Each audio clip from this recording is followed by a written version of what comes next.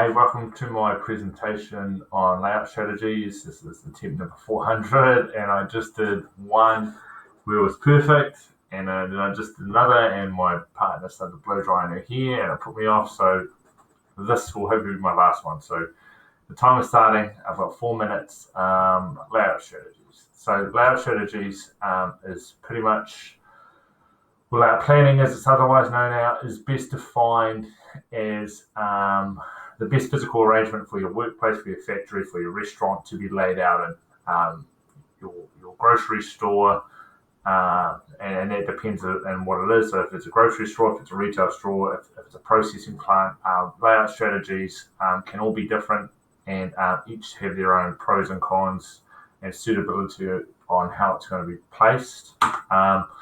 So how can it influence operations? Layout has a strategic implications because it establishes an organization's competitive priorities in regard to capacity, process, flexibility, and cost, as well as high quality of work life, customer contact, and image. How can it influence operations? So pretty much it can influence operations when you go in there, you go into the grocery store to buy milk, and you have one start, one exit. So you start at the start, you go through, you buy milk, and then you also remember, oh, hey, I need toilet paper, and then you get hungry along the way and you pick up a bag of chips. That grocery store has just sold 3 items when the person was going in there to buy one. So that's how it can influence your operations. It can also influence your operations by making it more efficient and effective. Places like McDonalds, factories, they all want good layout strategies to influence the operations. Why is it important?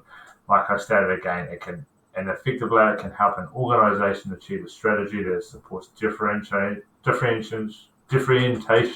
low cost, and response.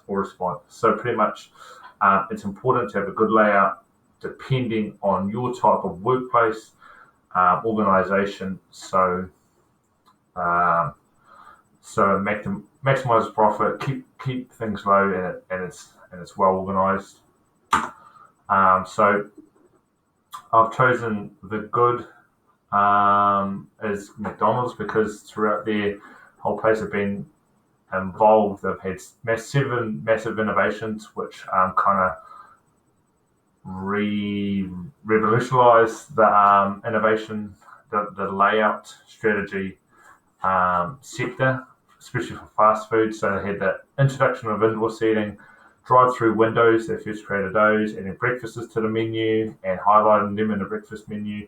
Then they've got adding play areas, redesigning of kitchens to facilitate a mass customization process, so getting cheeseburgers without cheese.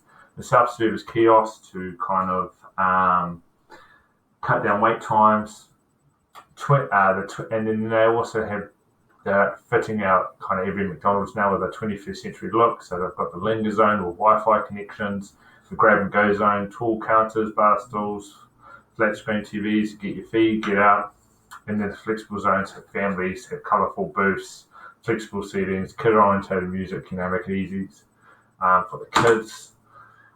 Got under a minute left. The bad signs of a bad retail store. So it was hard to choose a organisation with a bad orientation layout, but there's the key things which are noted in a bad retail store. So the store is always the same. So you go in there and they'll have the same summer look, the same winter look. They don't change their mannequins. They don't change their outfits. It doesn't grab your eye like, oh, hey, that looks good. There's no logic to the layout. So pants will be at the tops. Hoodies will be mixed in.